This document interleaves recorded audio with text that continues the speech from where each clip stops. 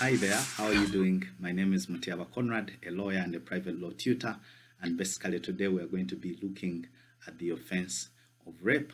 And before we start on this offense, I encourage you to ensure that you subscribe to my channel.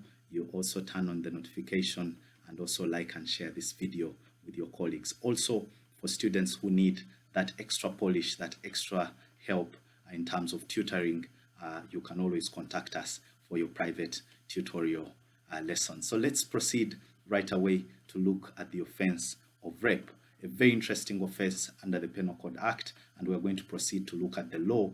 We'll also examine the ingredients of this offense. In this video, I will also make an analysis of these various elements, and as a bonus, hang on until the end of the video. I will tell you what under Ugandan law, or rather who under Ugandan law cannot actually commit the offense of rape. So let's start right away with the law that provides for the offense of rape. Please, I encourage you to look at the Penal Code Act of Uganda. Section 123 of the Penal Code Act provides for the offense of rape, and then the punishment for that offense is under section 124, and that is death. Let's now proceed very quickly to look at the ingredients of this offense.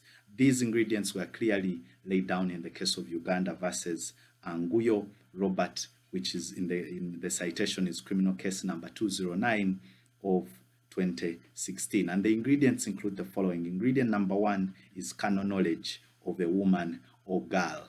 Then, of course, penetration of a male organ into a female organ. That's what basically we mean when we talk of carnal knowledge of a woman or girl.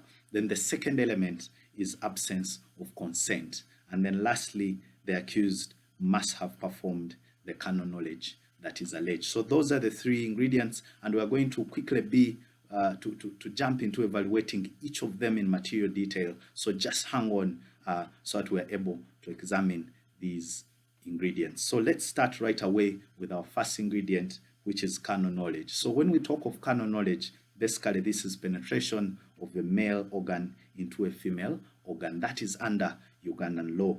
Let's now proceed to look at the case in which carnal knowledge was defined. Look at the case of Uganda versus Nguyo Robert, criminal case number 209 of 2016, where this was defined to mean penetration of the vagina, however slight, the victim by a male sexual organ. So here, when we are talking of carnal knowledge under Ugandan law, it can only be the penetration of the vagina by the male sexual organ. Let's now proceed to look at another interesting case under carnal knowledge, and that is the case of Uganda versus Nguyo Robert. This is criminal case number 209 of 2016, where it was held that proof of penetration is normally established by the victim's evidence, medical evidence, and any other cogent evidence. So it's very important to note that prosecution while in court can prove a penetration by either cogent evidence or by either the evidence of the victim or the lady who has allegedly been raped, or even by medical evidence by way of adducing a medical report to court. Also of interest is the case of Mukasa Evaristo versus Uganda. It's a case of, it's a criminal appeal number 53 of 1999. And basically in this case, court held that the vagina need not be fully penetrated. Any slightest penetration will sieve, or rather secure, a conviction, and that proof of rupture of the hymen is not necessary. So here when we talk of penetration under rape, it doesn't have to be complete penetration for actually the penis to completely enter into the vagina. It's not necessary at all. And under the law, any slight penetration is sufficient to secure a conviction. And there is no need for the rupture of the hymen. There's always that false thought that there must always be the rupture of the hymen. That is not the position of the law, and it needn't be such as was held in the case of Mukasa Evaristo versus Uganda.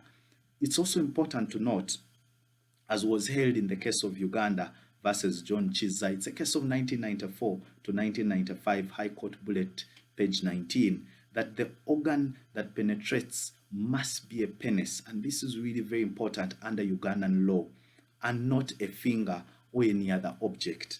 The thing penetrated must be a vagina, not a mouth, anus, or an ear. That was the holding of court, and it's very, very important to note, and students normally confuse this, very, very important. Please note that for your own academic purposes. Also of interest is the case of Clarence, a case of 1888, 22 QBD page 51, where Justice Hawkins held that sexual intercourse is lawful where parties are married. So in Uganda, there has been this confusion that people that are married, there can always be rape. In Uganda, at least as of 2020, we do not have anything known as marital rape because the law doesn't recognize that, not at least Ugandan law for now.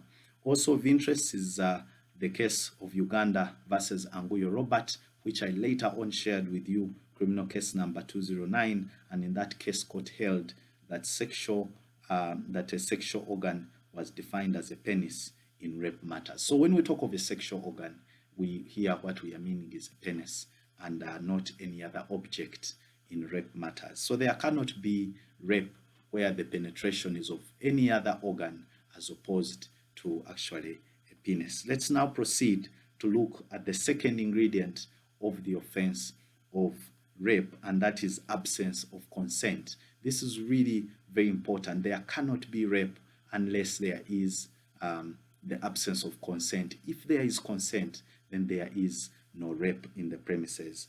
On that element, I encourage you to look at section 123 of the Penal Code Act, which provides for circumstances where consent is obtained unlawfully, i.e. consent obtained by force. Then also secondly, by threats. Thirdly, by intimidation. Fourthly, fear of bodily harm. And then number 5, false representations. And also lastly, impersonation of a husband or of a married woman. So if any of these is really available in the facts of a case, then that means there is no consent in the circumstances. Let's now proceed, ladies and gentlemen, to look at another interesting case in Uganda versus Anguyo Robert, which we already looked at. It's a locus classicus really. In this case, a lot of principles pertaining to rape are actually discussed. I encourage you to go and find this case. It can be found online. Please go and find it and you read it. It will really be helpful. In this case, again, court held that lack of consent is proved by the victim's evidence, medical evidence, and any other cogent evidence. So again, in proving especially these rape cases, cogent evidence, medical evidence, or evidence of the accused person is all tenable and it can be allowed by court. Also of interest is the case of Mayers. It's a case of 1872, 12 COX CC 311, and indeed the holding is still applicable in the Ugandan context, where court held that it is rape to have sex with a woman who is asleep. That is important to note. And also the case of Camplin, again a case of 1845, volume 1 DEN 89. Again here in this case, court held that it is rape to have sex with a woman who one has given alcohol to excite her. So in case you intoxicate a woman for purposes of having sexual intercourse with them, under the law, this would or can still amount to rape because there is no consent, or if the consent is there, it has been acquired by false representations or otherwise. Then also of interest is the case of R versus Williams. It's a case of 1923, volume 1, KB, page 340, where a singing master persuaded his pupil, a student, that sexual intercourse could improve her singing voice. And of course, this young lady consented. And when they ended up in court, court held that there was no consent. Then the same would definitely amount to a false representation, and as such, that would amount to rape. So finally, as a bonus, we are going to look at who cannot rape. Okay, so is it possible that there is a person who the law does not recognize as committing rape?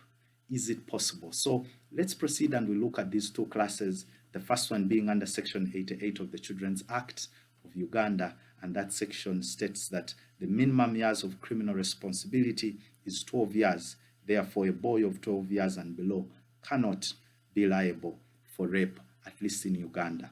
And then also, secondly and lastly, a woman cannot rape in Uganda because Section 123 of the Penal Code Act provides only for carnal knowledge. And we already defined what court has actually defined carnal knowledge as. So that's really very important to note. So ladies and gentlemen, having looked at rape in material detail, we now end our class, and I encourage you to ensure that you like, share, and also subscribe to my channel so that you're always able to get those extra classes and that whenever they are released. And then for students that need private tutorial sessions in holidays or anywhere, you can always call us. Our number is down in the description box, and we can always contact you and we'll make an arrangement so that we are able to help you. Thank you very much. We meet some other time in another class.